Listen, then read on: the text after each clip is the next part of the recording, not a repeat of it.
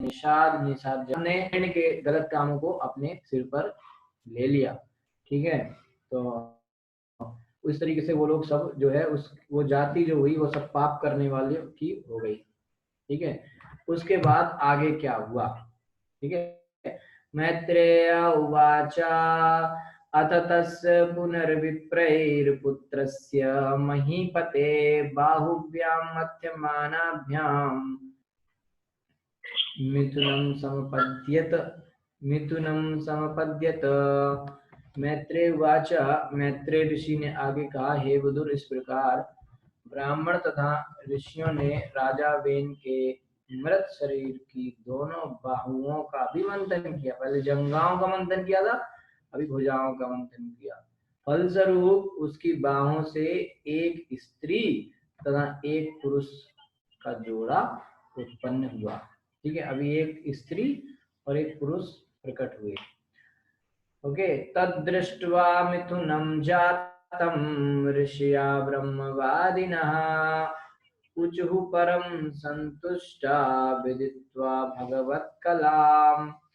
ऋषिगण तत् उस दृष्टवा देखकर मिथुनम युग्म को जातम उत्पन्न ऋषियों ने ब्रह्मवादना वैदिक ज्ञान में अत्यंत पारंगत ऊचु कहा परम अत्यधिक संतुष्टा प्रसन्न विदित्वा जानकर भगवान का कलाम विस्तार।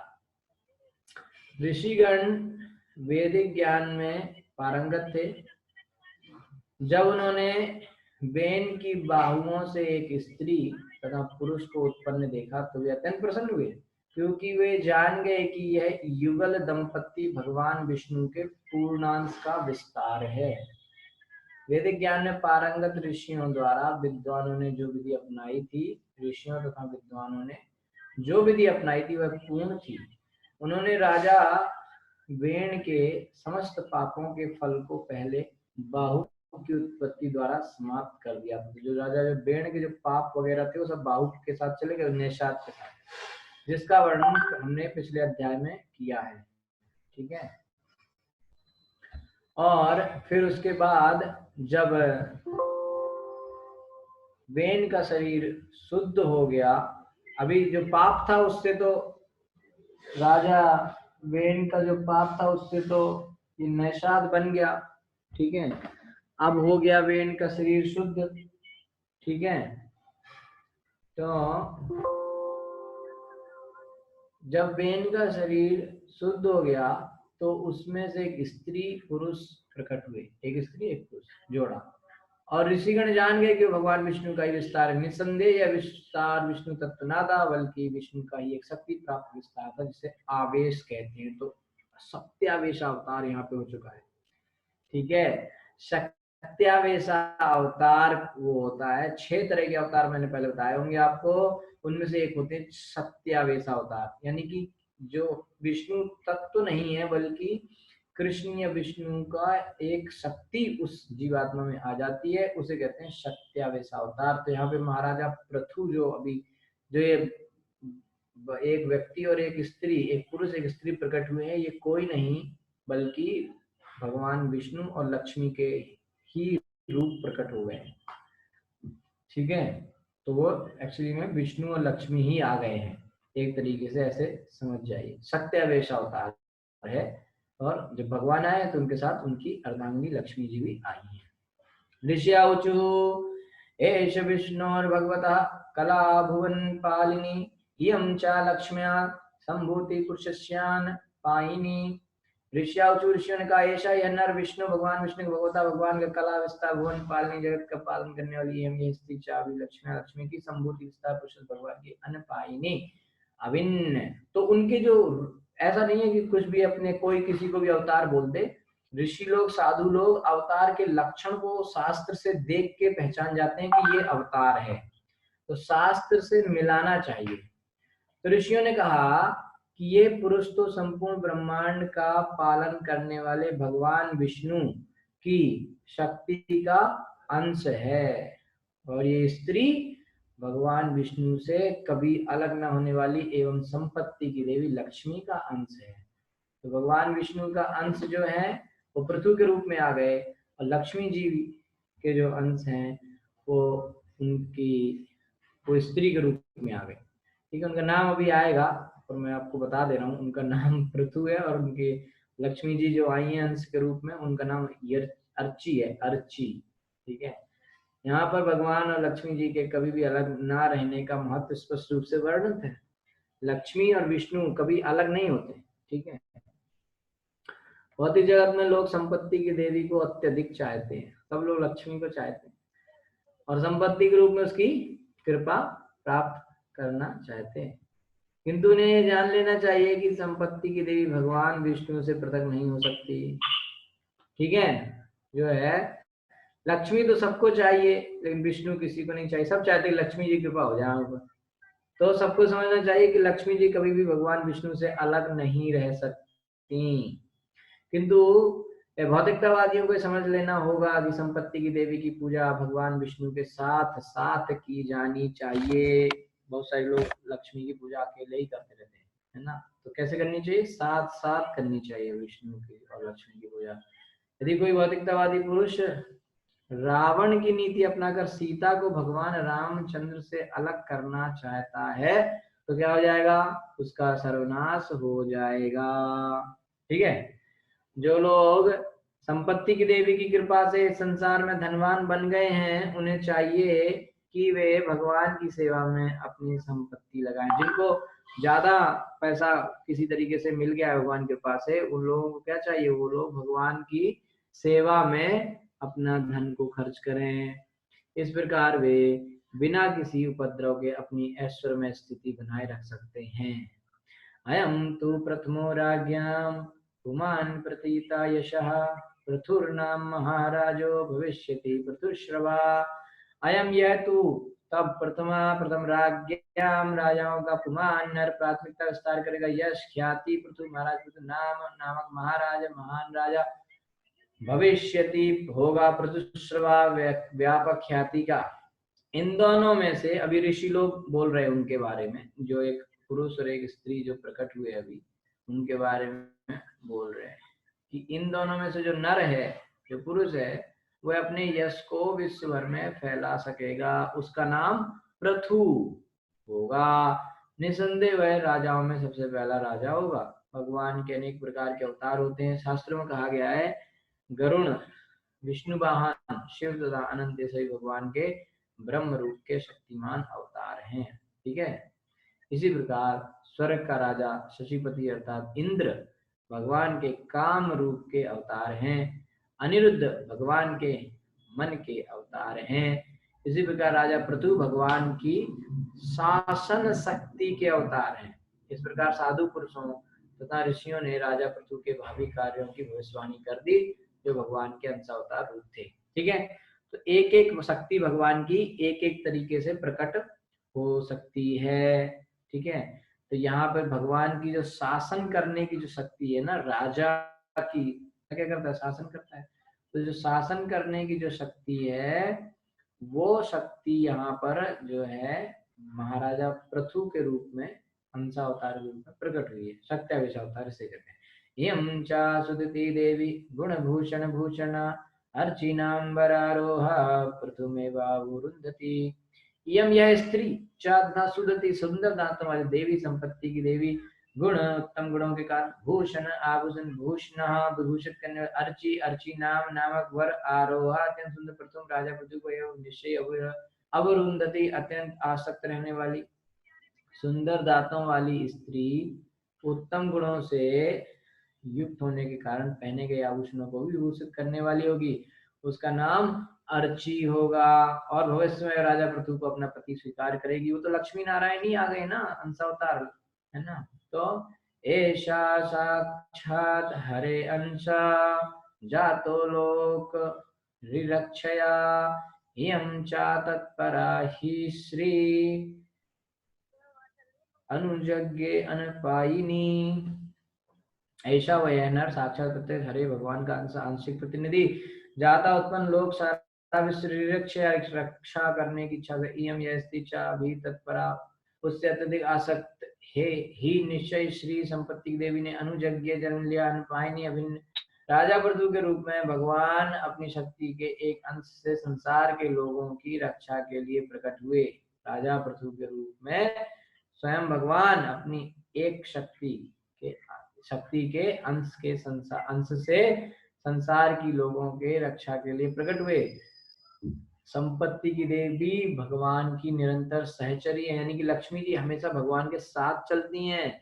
अतः वे अंश रूप में राजा पृथु की रानी बनने के लिए अर्ची रूप में अवतरित हुई। अब जब भगवान पृथु के रूप में अवतरित हुए तो उनकी पत्नी लक्ष्मी जी अर्ची के रूप में अवतरित हो गई। ठीक है, क्योंकि अब विष्णु आए तो लक्ष्मी तो साथ साथ ही रहती हैं।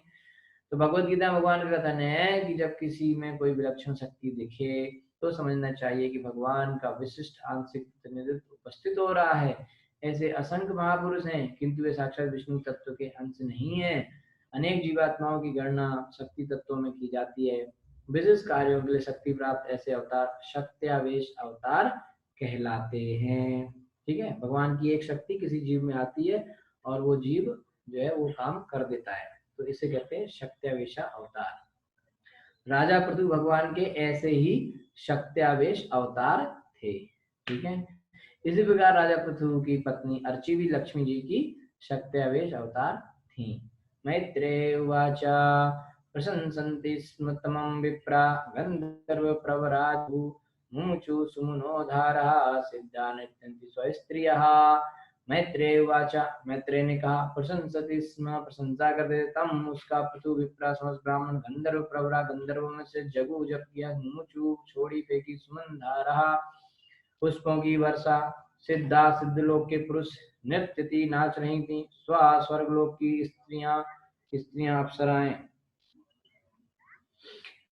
महर्षि मैत्रेय ने आगे कहा, हे विदुर जी, उस समय समस्त ब्राह्मणों ने राजा पृथु की प्रशंसा और स्तुति की। अब राजा पृथु प्रकट हुए तो सभी ब्राह्मण लोग उनकी प्रार्थना और उनकी स्तुति आरती सब करने लगे और गंधर्व लोक के सर्वश्रेष्ठ गायकों ने उनकी महिमा का गायन किया।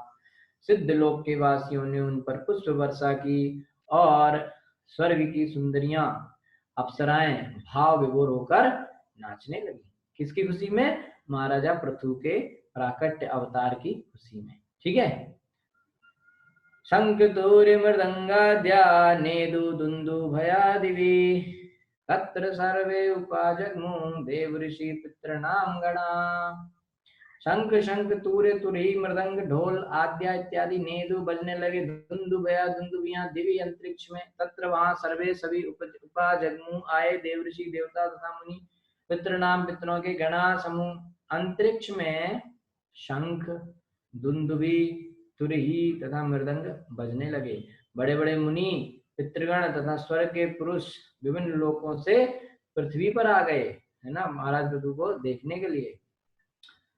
ब्रह्मा जगद्गुरुर्देवैः सहस्रित सुरेश्वरैः वैन्यस्य दक्षिणे हस्ते दृष्ट्वा चिह्नं गदावृता पादयोररविन्दं च तं वै मेने हरे कलां यस्या प्रतिहतं चक्रम् अंसहसा परमेष्ठिनः।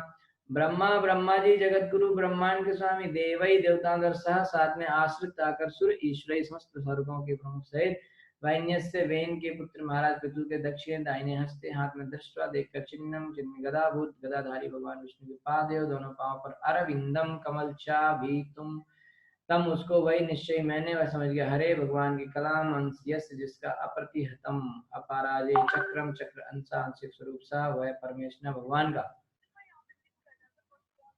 संपूर्ण ब्रह्मांड के स्वामी ब्रह्मा देवताओं तथा उनके प्रमुखों सहित वहां पधारे। ब्रह्मा जी आ गए वहां। राजा पृथु के दाहिने हाथ में विष्णु भगवान की हथेली की रेखाएं तथा चरण के तलवों पर कमल का चिन्ह देखकर ब्रह्मा समझ गए कि राजा पृथु भगवान के अंश स्वरूप थे। ऐसे नहीं सब लोग बता रहे थे कि वो अवतार है। वहां पे उनके हाथ पे जो रेखाएं थी और पैर में जो उनके कमल के चिन्ह थे उनसे पता चला कि अवतार हैं। ठीक है, जिसकी हथेली में चक्र तथा अन्य सी रेखाएं हो उसे परमेश्वर का अंश या अवतार समझना चाहिए। अपने हाथ में देखना चाहिए कि क्या है ना। तो भगवान के हाथ में निश्चित वही रेखाएं हैं, तो वैसे निशान बनते हैं, कहीं चक्र कमल ऐसे कई तरह के, है ना, पैरों में तलवों में, तो वो देख के पता चल जाता है कि ये भगवान के अवतार है। ऐसे नहीं कोई भी अवतार बता दिया। भगवान के अवतार की पहचान करने की एक विधि होती है।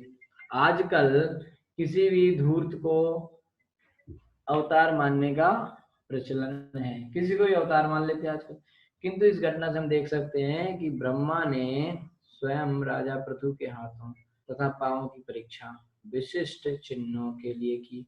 अपनी भविष्यवाणी में विद्वान मुनियों तथा ब्राह्मणों ने पृथु महाराज को भगवान का अंश माना। ब्रह्मा जी ने स्वयं ने राजा पृथु के हाथ पांव की चेकिंग करी और चेकिंग करने के बाद बताया कि भाई ये भगवान विष्णु के अंश हैं। किंतु जब श्री कृष्ण जब वर्तमान थे तो एक राजा ने अपने को वासुदेव घोषित कर दिया था। 10वें स्कंद में कथा आती है, एक आदमी ने कहा कि मैं ही कृष्ण हूँ, वासुदेव मैं हूँ। फलता भगवान कृष्ण ने क्या किया, उसको मार डाला। अच्छी कहानी आती है 10वें स्कंद में। वो जाता है कृष्ण को एक लेटर भी भेजता है कि कृष्ण भगवान को ये व्यक्ति लिख के भेजता है चिट्ठी कि अरे तुम ना, ये तुमने जो चक्र शंख गदा ये पद्म कमल ये सब ले रखा है ना, ये सब फेंको, असली कृष्ण मैं हूं, तुम नाटक बंद करो नहीं तो मैं मार डालूंगा। कृष्ण कहता है ऐसा क्या, चलो देखते कौन किसको मारता है। तो लड़ाई हुई। तो लड़ाई में एक्चुअली पहले तो भगवान कृष्ण ने सिर्फ लेटर पढ़ा था कि उसने लेटर में लिखा था कि तुम ये सब छोड़ो, ये ऐसे भगवान का हाथ है, शंख है, चक्र है, ये सब छोड़ो, मैं असली वासुदेव हूँ, तुम थोड़ी हो, तुमको मार दूंगा। तो भगवान ने चिट्ठी पढ़ी, भगवान ने चलो लड़ाई लड़ते देखते कौन किसको मारता। तो लड़ाई हुई। तो जब लड़ाई के लिए इकट्ठे हुए असली कृष्ण और नकली कृष्ण, तो नकली कृष्ण को देख के असली कृष्ण जैसे देखा ना तो भगवान को आने लगी हंसी। भगवान बहुत देर तक हंसते रहे। क्यों हंसते रहे, भगवान को ऐसे लग रहा था यार कितना अच्छा डेकोरेशन करके आया व्यक्ति। क्योंकि भगवान है असली, भगवान तो कृष्ण, तो असली कृष्ण तो असली कृष्ण है ना। अब वो देख के हंस रहे हैं कि मेरा एकदम रूप बना के आ गया यार, ये तो बहुत बढ़िया मेकअप करा है, बहुत अच्छा। तो उसका मेकअप देख के कि एकदम बिल्कुल कृष्ण जैसा, उसने 2 हाथ यहाँ लगा लिए थे, ऐसे चक्र घुमा रहा था, शंख घुमा रहा था, ऐसे सब उसने कर लिया था। तो ऐसा वो मेकअप देख के भगवान बहुत हंसने लगे। तो इस तरीके से जो है भगवान का जो पृथु थे वो भगवान के अंश हैं, ठीक है।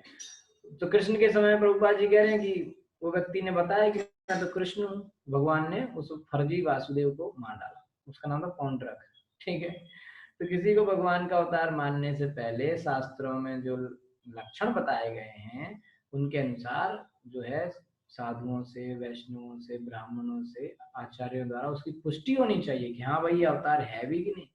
तो इन लक्षणों की अगर नहीं है तो उसे भगवान का अवतार नहीं मानना चाहिए। उसको ये मानना चाहिए कि वो व्यक्ति छद्मवेशी है, यानी कि ढोंगी है। और ऐसे ढोंगी जो भगवान का अवतार होने का नाटक करते, ऐसे ढोंगियों को क्या करना चाहिए, मार देना चाहिए। तस्याभिषेकारब्धो ब्राह्मणे ब्रह्मवादिवी अभिषेक अभिषेचनिकम्यस्मै आद्रहु सर्वतो जनः। तस्य उसका अभिषेक राजतिलक आराधना आयोजन किया गया। ब्राह्मण द्वारा ब्रह्मवाद भी वैदिक अनुष्ठानों को मानने वाले अभिषेक निकानी उत्सव के लिए आवश्यक विविध सामग्री अस्मय उसको आज एकत्र किया श्रोता चारों जना मनुष्य। तब ब्रह्मवादी ब्राह्मणों ने राजा के अभिषेक का सारा आयोजन किया। अब पृथु को राजा बनाएंगे। उत्सव में लगने वाली विभिन्न सामग्रियों का संग्रह चारों दिशाओं के लोगों ने किया। इस प्रकार सब कुछ पूरा हो गया। सरित समुद्रागिरयो नागा गावा खगा मृगा द्यौछिति सर्वभूतानि समाजभुरुपायनम। सरित नदियां, समुद्र, समुद्र, गिरिया, पर्वत, नागा, सर्प, गाव, गाय, खगा, पक्षी, मृगा, पशु, दो, आकाश, क्षिति, पृथ्वी, सर्वभूतानि, समस्त जीवात्माएं, समाज उपायनम, विभिन्न प्रकार के उपहार। अपनी अपनी शक्ति के अनुसार नदी, समुद्र, पर्वत, सर्प, गाय, पक्षी, पशु, स्वर्गलोक, पृथ्वीलोक तथा अन्य सभी लोकों के जीवात्माओं ने राजा को भेंट करने के लिए विविध उपहार एकत्रित किए। ये पृथु महाराज की कहानी कई अध्यायों में चलेगी। बहुत इंटरेस्टिंग कहानी है, बहुत बढ़िया है, बहुत कम लोग जानते हैं, है ना। और इसको सुन के बड़ा बढ़िया है, बहुत सुंदर कहानी है। इसमें बहुत सारी चीजें, बहुत घटनाएं घटती हैं अजीब अजीब सी, मजा आता है सुन के ठीक है। सो अभिषिक्तो महाराज सुवासा साधो अलंकृत पत्न्यार्चिशालंकृतया विरेजे अग्निवापरा। था राजा अभिषेक हो जाने पर महाराज को तो सुवासा सुंदर वस्त्रों से सज्जित साधु अलंकृत आभूषणों से अत्यधिक विभूषित पत्नी अपनी पत्नी अर्चिता के साथ अलंकृतया आभूषण से विरेजे विराज अग्नि अपर दूसरा। इस प्रकार वस्त्रों तथा आभूषणों से सुंदर रूप से अलंकृत महाराज पृथु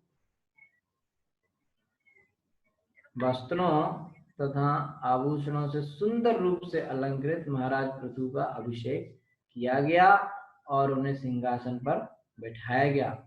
ठीक है, वो राजा बन गए। वे सुंदर आभूषणों से सज्जित अपनी पत्नी अर्ची के साथ अग्नि के समान लग रहे थे। तस्मै जहार धन दो हेमं वीरवरासनं वरुणा सलिलस्त्राव मातपत्रं शशिप्रभं।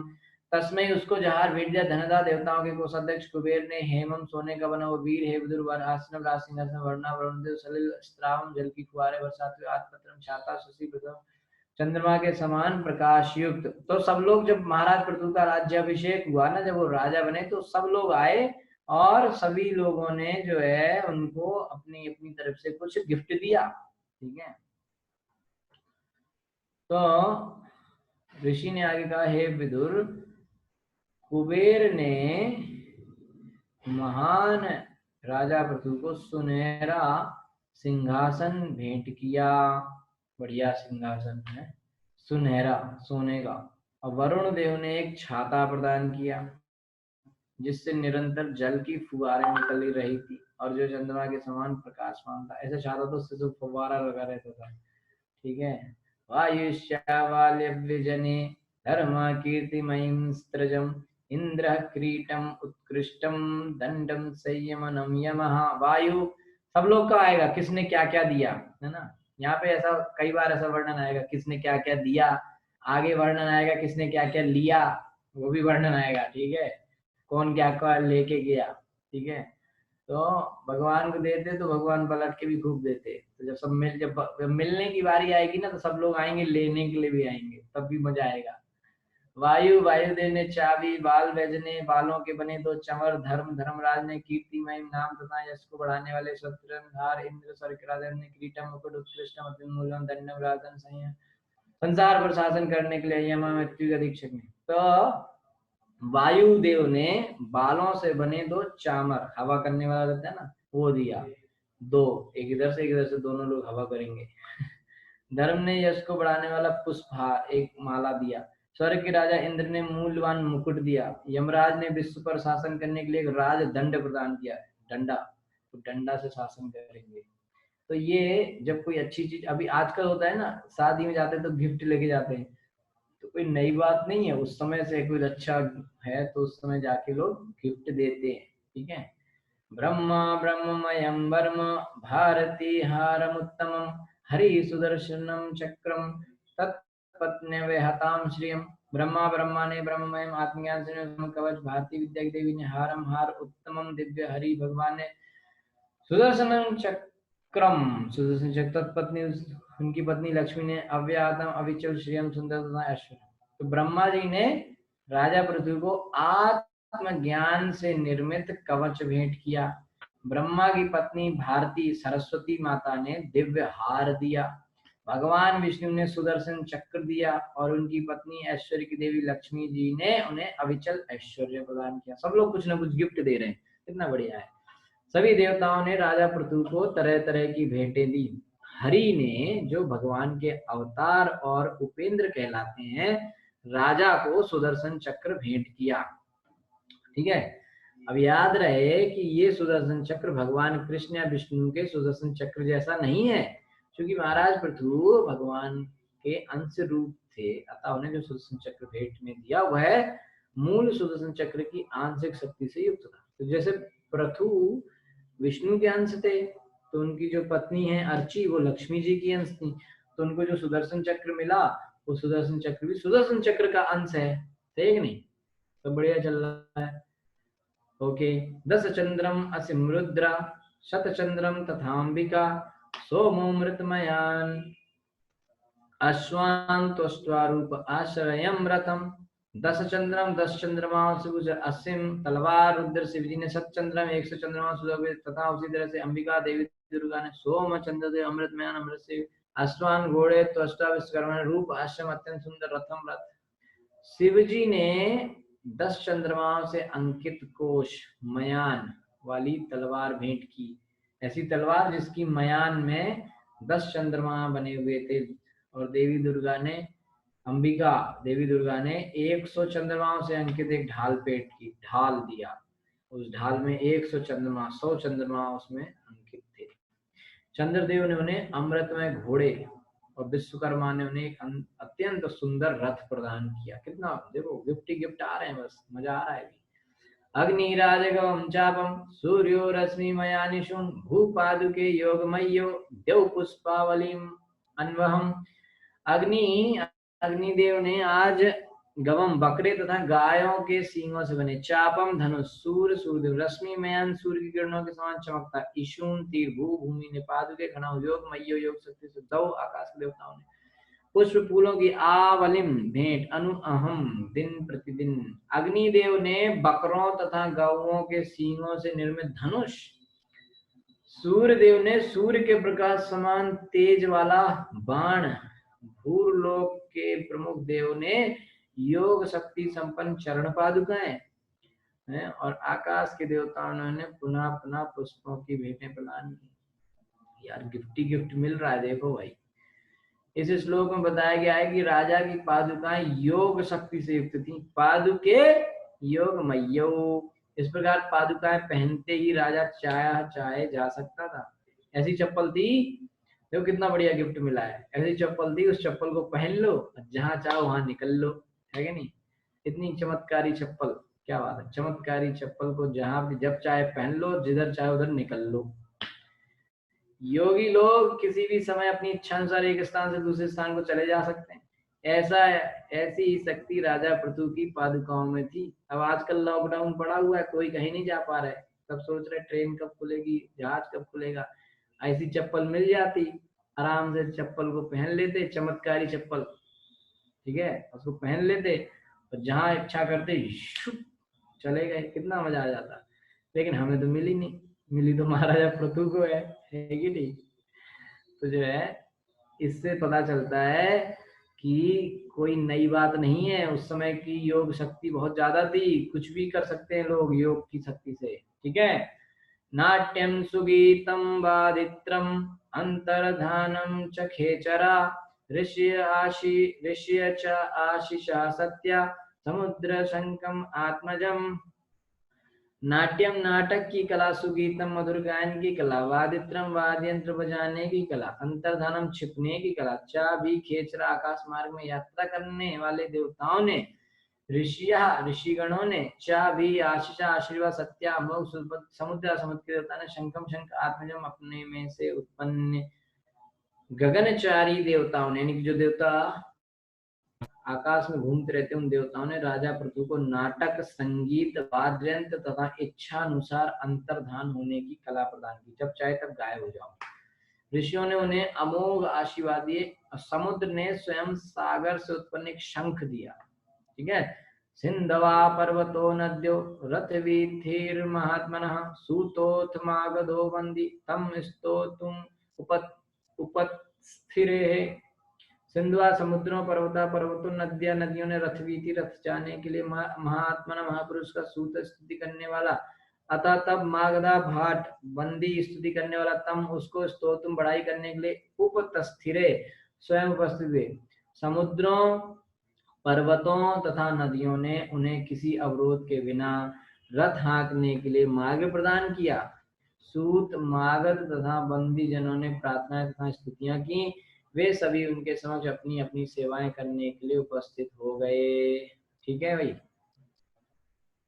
स्तावकान तान अभिप्रेत्य पृथुर्वैन्य प्रतापवान मेघ निर्हृदया वाचा प्रसन्नदम अब्रवीत। स्तावकान स्तुति करने वाले, तान उन व्यक्तियों को, अभिप्रेत्या देखकर समझकर, पृथु राजा पृथु, वैन्य वेन का पुत्र प्रतापवान अत्यंत शक्तिशाली मेघ निर्हार दया मेघ गर्जना के समान गंभीर वाचा वाणी से प्रहसन हंसते हुए इदम यह ब्रवीत बोला। जब महान शक्तिशाली वेन के पुत्र राजा पृथु ने अपने समक्ष इन सबों को देखा तो वे उन्हें बधाई देने के लिए हंसे और मेघ गर्जना जैसे गंभीर वाणी में इस प्रकार बोले।